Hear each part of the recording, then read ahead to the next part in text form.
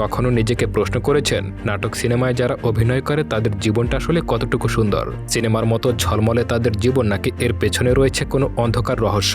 নতুন করে কেউ যদি মডেল হতে চায় তাহলে তাকে কতটুকু ঝড়ঝামেলা পার করে তারপরে মডেল হতে হয়, আর সেটা যদি কোনো মেয়ে মানুষ হয় তাহলে তো কোনো কথাই নেই। আর আজকের গল্পে আমরা সেটাই দেখব, একটা মেয়ের মডেল হওয়ার করুণ ইতিহাস। গ্রামের সাদাসিধে মেয়েটা যে কখনো নিজের বাড়ি থেকে রাস্তায় বের হয়নি, সেই মেয়েটা শহরে গিয়ে উচ্চবিলাসী জীবনযাপন শুরু করে। যেই মেয়েটা কখনো বোরকা ছাড়া চলতোই না, সেই মেয়েটা ছোট ছোট জামা কাপড় পরে মডেলিং শুরু করে। হ্যাঁ বন্ধুরা, ফ্যাশন মডেলের নামে এক ভয়ঙ্কর অন্ধকার জগতে আমরা পা রাখতে চলেছি। সিনেমার শুরুতেই মূল চরিত্র মেঘনা নামের একটি মেয়েকে দেখা যায়। তার স্বপ্ন সে একদিন অনেক নামকরা একজন মডেল হবে। সেজন্য সে একদিন তার বাবাকে জানায় সে মুম্বাই যেতে চায়। তার বাবা জানায় তাহলে তো ভালো করে পড়াশোনা করতে হবে, কিন্তু মেঘনা বলে সে মডেল হতে চায়। মডেল নামটা শুনে তার বাবার মাথায় রাগ উঠে যায়। সে মেঘনাকে কথা শুনিয়ে সেখান থেকে চলে যায়, কিন্তু মেঘনাও পিছিয়ে যাওয়ার পাত্রী ছিল না। সে পরদিনই মুম্বাই চলে আসে এবং তার মামার বাসায় গিয়ে ওঠে। মামি মেঘনাকে তার মেয়ের ঘরেই থাকতে দেয়। পরদিন মেঘনা সোজা তার বন্ধু রোহিতের সঙ্গে গিয়ে দেখা করে। সেখানে রোহিত সোনু নামের একজন মেয়ের সঙ্গে মেঘনার পরিচয় করিয়ে দেয়। সোনু মেঘনাকে জানায় পরদিন অডিশন আছে সেখানে যাওয়ার জন্য।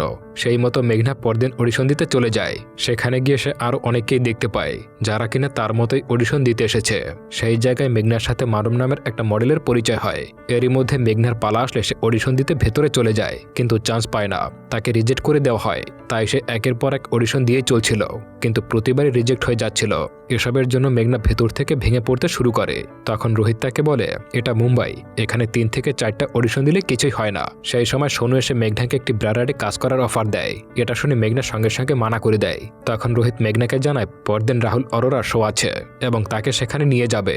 রাহুল অরোরা হলো একজন নামকরা ফ্যাশন ডিজাইনার এবং তার শোতে যাওয়ার কথা শুনে মেঘনা বেশ খুশি হয়ে যায়। পরদিন রোহিত তাকে নিয়ে সেই শোতে চলে যায় এবং সেখানকার সবথেকে বড় নামকরা লোকদের সঙ্গে তার পরিচয় করিয়ে দেয়। এরই মধ্যে শো শুরু হয়ে যায় এবং সেখানে সোনালী নামের একজন সুপারস্টার মডেলকে দেখতে পাওয়া যায়। সেখানে আরও অনেক মডেলকে দেখা যায়। সবশেষে রাহুল অরোরার সাথে আবারও সোনালীকে দেখা যায়। এখানে রোহিত ক্রিশ্চিয়ান নামের একজন মেয়ের সঙ্গে মেঘনার পরিচয় করিয়ে দেয়। মেঘনা তাকে নিজের মডেলিংয়ের ছবিগুলো দেখায়, কিন্তু সে ছবিগুলো ফেলে দেয়। এটা দেখে মেঘনা বলে ছবিগুলো ভালো না হলে বলে দিতে, ফেলার কি দরকার? ক্রিশ্চিয়ান তখন বলে এই অ্যাটিটিউডটা তো ছবিতে দেখতে পাইনি।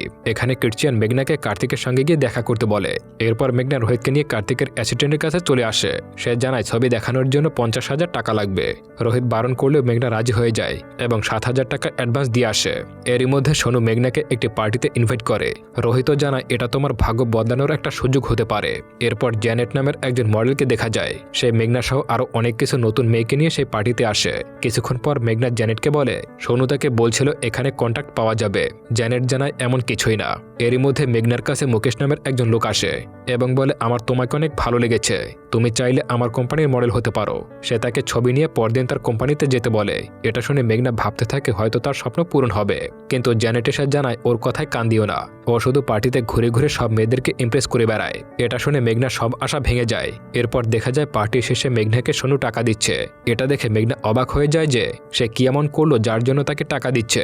এদিকে সেই ছবি তোলার ডেটও চলে আসছিল, তবে তাকে আরও 43,000 টাকা জমা দিতে হবে। টাকা কোথায় পাবে এইসব নিয়ে চিন্তা করছিল। তখন রোহিত তাকে ব্রার অ্যাডের কথা মনে করিয়ে দেয়। এদিকে জ্যানেটকে দেখা যায় সে ব্রা শ্যুট করছিল। সেখানে মেঘনা চলে আসে, কিন্তু সে কোনোদিনও এমন ছোট পোশাক পরেনি বলে একটি গাউন পরে শ্যুট করতে আসে। জ্যানেট তাকে বুঝিয়ে শ্যুট করায়। শ্যুট শেষ হলে মেঘনা বারবার সোনুকে জিজ্ঞাসা করে এই ছবিগুলো কি ইন্ডিয়াতে দেখানো হবে? সোনু বলে না, এগুলো শ্রীলঙ্কার জন্য তোলা হয়েছে। এরপর দেখা যায় মেঘনার সেই ছবি তোলার দিন চলে আসে। সে কার্তিকের স্টুডিওতে গিয়ে সুন্দর কিছু ছবি তোলে। এরপর সে পানাস কোম্পানির লোক আনিসার সঙ্গে মেঘনার পরিচয় করিয়ে দেয়। আনিসা তাকে জিজ্ঞাসা করে মডেল হতে চাও? মেঘনা জানায় সে সুপার মডেল হতে চায়। এ কথায় আনিসা বেশ ইমপ্রেস হয়ে যায়। এরপর সে মেঘনাকে একটি পার্টিতে যাওয়ার জন্য অফার দেয়। পার্টিতে তার সঙ্গে অভিজিৎ নামের একজনের পরিচয় হয় এবং তারা বেশ মজা করতে শুরু করে। আনিসা এসব দূর থেকে লক্ষ্য করছিল। আবার আনিসা মেঘনাকে লীনা মেহতার শোতে নিয়ে যাওয়ার কথা জানায়। সেখানে মেঘনা সোনালীর ছবি দেখে এবং বলে তাকেও একদিন ওর মতো জায়গায় পৌঁছাতে হবে। অন্যদিকে সোনালীকে দেখা যায় সে তার বয়ফ্রেন্ডের সঙ্গে ড্রাগস নিচ্ছিল। হঠাৎ তাদের মধ্যে একটি ফোন কল নিয়ে ঝামেলা শুরু হয়ে যায়। লীনা মেহতার শো শুরু হয়ে গিয়েছিল এবং মেঘনাও রেডি হচ্ছিল। সেখানে সোনালীকেও দেখা যায়। শো শুরুর আগে ক্রিশ্চিয়ান সবাইকে বুঝিয়ে দেয় কার কি কাজ। শো শুরু হলে সোনালী সবাইকে তাক লাগিয়ে হাঁটছিল। সেখানে মেঘনাও ছিল। সবশেষে লীনা মেহতা সোনালীর সাথে স্টেজে ওঠে। শো শেষ হলে রোহিত মেঘনার সাথে কথা বলে। এরই মধ্যে রাহুল অরোরা আসে এবং ক্রিশ্চিয়ান মেঘনার প্রশংসা করতে শুরু করে। মেঘনা এটা ভেবেই খুশি হয়ে যায় যে একদিন তার ছবি ছুঁড়ে ফেলেছিল সেই লোকটা তার গুণ গাইছে।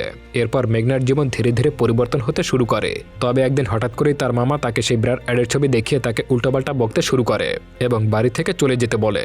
মেঘনা তখনই বাড়ি ছেড়ে চলে আসে এবং মানবের বাড়িতে পার্টনারশিপে থাকতে শুরু করে।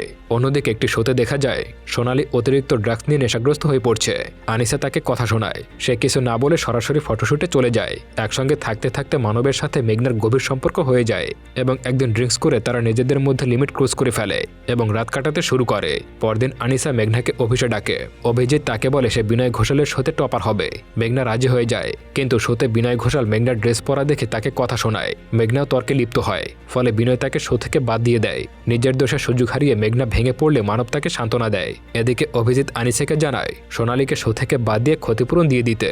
আনিসা সোনালীকে কন্ট্রাক্ট বাতিলের কথা জানায় এবং তার নেশার কারণ দেখায়। সোনালী যাওয়ার সময় পরবর্তী শো টপারের নাম জিজ্ঞাসা করলে আনিসা জানায় তার নাম হলো মেঘনা। এরপর দেখা যায় অভিজিৎ তাদের কোম্পানির নতুন ব্র্যান্ড অ্যাম্বাসেডর মেঘনার সাথে সবার পরিচয় করিয়ে দেয়।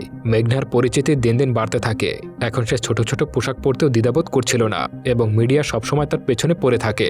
একদিন রেস্টুরেন্টে মেঘনার সঙ্গে সোনালীর দেখা হয়। সোনালী বলে এই ফ্যাশন ইন্ডাস্ট্রি ভালো না, তুমি পাল্টে যাবে। মেঘনা বলে সে সবকিছু বুঝে নেবে। একদিন পার্টি থেকে দেরি করে ফিরলে মানব রেগে যায়, কিন্তু মেঘনা তাকে পাত্তা দেয় না এবং মানবের ঘর ছেড়ে চলে যায়। যাওয়ার সময় সে এই প্রথমবার সিগারেট খায়। এরপর সে কোম্পানির কন্ট্রাক্টে কিছু না পরেই সাইন করে দেয়। অভিজিৎ তাকে একটা সুন্দর ফ্ল্যাট গিফট করে। আস্তে আস্তে সে অভিজিতের কাছাকাছি চলে আসে এবং তার সঙ্গে ঘনিষ্ঠ হয়ে যায়। পরবর্তী দৃশ্যে ব্যাক স্টেজে রাহুল অভিজিতের ড্রেস ঠিক করে দেয় এবং জ্যানেটকে জিজ্ঞাসা করে স্টাইলটা কেমন হলো। জ্যানেট বলে রাহুলের পছন্দই তার পছন্দ। রাহুল জ্যানেটকে বিয়ের প্রপোজ করে এবং জ্যানেট রাজি হয়ে যায়। তাদের বিয়ের পার্টিতে সোনালী, মেঘনা, অভিজিৎ সহ অনেক সেলিব্রিটি আসে। এরপর একটি ফটোশুটের দিন মেঘনা বিনোদকে বলে তোমার এই ড্রেসটা আমি এমন করে পরেছি, এতে কি কোনো সমস্যা আছে? বিনোদ তো আর না করতে পারে না, তাই সে বলে সমস্যা নেই। এখানে কার্তিক বলে 2 ঘন্টা ধরে ওয়েট করছি, আর কত দেরি করবে? তখন মেঘনা দাম্ভিকতার সাথে বলে তুই আর কি বা করবি, তুই তো শুধু ব্যাকগ্রাউন্ড চেঞ্জ করবি। এই কথা শুনে কার্তিক অনেক কষ্ট পায়। সে ভাবে যাকে আমি এই পর্যন্ত আসতে সাহায্য করলাম সে আমাকে এমন কথা বলল। এরপর দেখা যায় একটি শোতে মেঘনার সঙ্গে সোনালীও আছে। মেঘনা একটি দুল পরবে না বলে সে চিৎকার করছে। তার আচরণের এই পরিবর্তন সোনালীও লক্ষ্য করে। এরপর সে শুরু হয়ে যায়। সোনালী যখন সামনে আসে হঠাৎ করে তার সামনের কাপড় খুলে যায়। একটা অস্বস্তিকর অবস্থা তৈরি হলেও সে কোনো মতে হাত দিয়ে সেটা ধরে শো চালিয়ে যায়। এরপর ব্যাক স্টেজে ফিরে সে কান্নায় ভেঙে পড়ে, কিন্তু মেঘনাকে দেখা যায় সে উল্টো মিডিয়ার কাছে জানায় এই শো নষ্ট করার জন্যই সোনালী এমন নাটক করেছে। নিউজে এই কথাগুলো দেখে সোনালী আরও ভেঙে পড়ে এবং বারবার নিজের শরীরে ড্রাগস নিতে শুরু করে। অন্যদিকে মেঘনা অভিজিৎকে জানায় সে প্রেগনেন্ট, কিন্তু অভিজিৎ কিছুতেই বাচ্চাটিকে রাখতে রাজি হয় না। এটা দেখে মেঘনা বলে তার লাইফ শুধুমাত্র শুরু হয়েছে, তাই বাচ্চার ঝামেলায় সে নিজেকে জড়াতে চায় না। এরপর সে সোজা আনিসার কাছে গিয়ে সেই কন্ট্রাক্টের ব্যাপারে জানতে চায়। আনিসা জানায় এই কন্ট্রাক্ট চলাকালীন সময় কোনোভাবেই প্রেগনেন্ট বা বিয়ে এইসবের মধ্যে নিজেকে জড়ানো যাবে না। এইসব শুনে মেঘনা তখনই অভিজিৎকে কল করে। আনিসা জানায় এই সব কিছুই অভিজিৎ ঠিক করেছে। সে আরও বলে তোমাদের মতো মেয়েরা সাকসেস পাওয়ার জন্য কোনো কিছু না ভেবেই কাজ করে ফেলে। এইসবের পর মেঘনা ভীষণ ভেঙে পড়ে এবং অ্যাবর্শন করিয়ে নেয়, কিন্তু ফেরার পথে ড্রিঙ্কস করে গাড়ি চালানোর সময় পুলিশ তাকে অ্যারেস্ট করে। পরদিন এই খবর ঝড়ের গতিতে মিডিয়ায় ছড়িয়ে পড়ে। এরপর একটি পার্টিতে মেঘনা অভিজিতের সঙ্গে কথা বলতে গেলে দেখা যায় অভিজিৎ তাকে এড়িয়ে চলছে। এরই মধ্যে সেখানে অভিজিতের স্ত্রী চলে আসে। সে মেঘনাকে সেই রাতের কথা জিজ্ঞাসা করলে মেঘনা জানায় সে ওই রাতে অ্যাবর্শন করে ফিরছিল। মেঘনা আরও বলে কেন সেই বিল তো অভিজিৎই পে করছিল, কেন তোমাকে কিছু জানায়নি?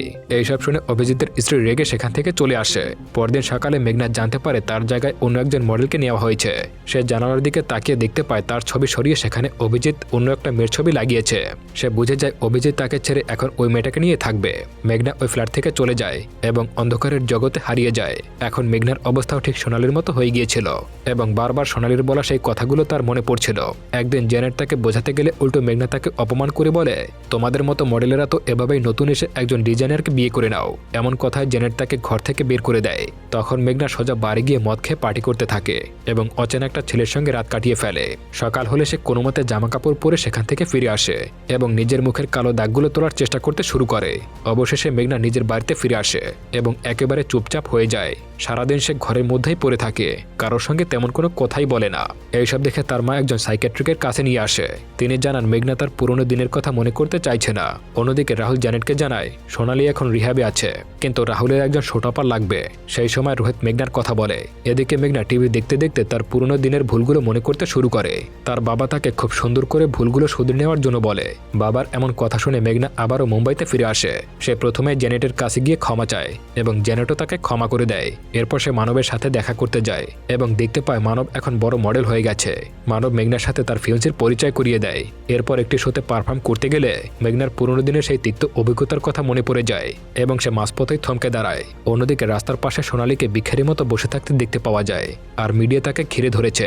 মেঘনা থানা থেকে সোনালীকে তার সঙ্গে নিজের বাড়িতে নিয়ে আসে এবং নিজের বোনের মতো করে যত্ন নিতে শুরু করে।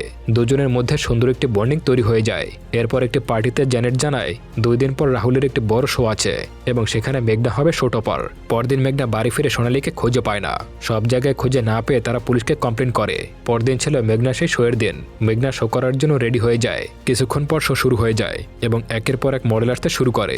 এবার মেঘনার পালা, কিন্তু সেই মুহূর্তে পুলিশ কল করে জানায় সোনালী আত্মহত্যা করেছে। এই কথা শুনে মেঘনা প্রচন্ড ভেঙে পড়ে। প্রথমে সে শো করার ইচ্ছাটাই হারিয়ে ফেলছিল, কিন্তু রাহুলের ক্যারিয়ারের কথা ভেবে সে সামনে গিয়ে দাঁড়ায় এবং দারুণ একটা পারফরমেন্স দেয়। সবাই শুধু তার দিকে তাকিয়েছিল এবং তাকে সবাই খুব পছন্দ করে। কিন্তু মেঘনা সেখানেই কান্নায় ভেঙে পড়ে তার প্রিয় বন্ধুকে হারিয়ে। এরপর আমরা 4 বছর পরের সময়কাল দেখতে পাই। এখন মেঘনা একজন সত্যিকারের সুপার মডেল হয়ে গেছে আর এরই সাথে সাথে মুভিটা এখানেই শেষ হয়ে যায়। বন্ধুরা, আমাদের গ্রাম বাংলা একটা কথা আছে, বাতির নিচে অন্ধকার। আমরা মিডিয়াতে যত আলোর ঝলকানি দেখতে পাই, ঠিক তার বিপরীতে রয়েছে একটা গভীর অন্ধকার। আমি কি ভুল বললাম নাকি তা কমেন্ট করে জানাতে পারো। আর ভিডিওটা কেমন লাগলো তা কিন্তু অবশ্যই জানাবে।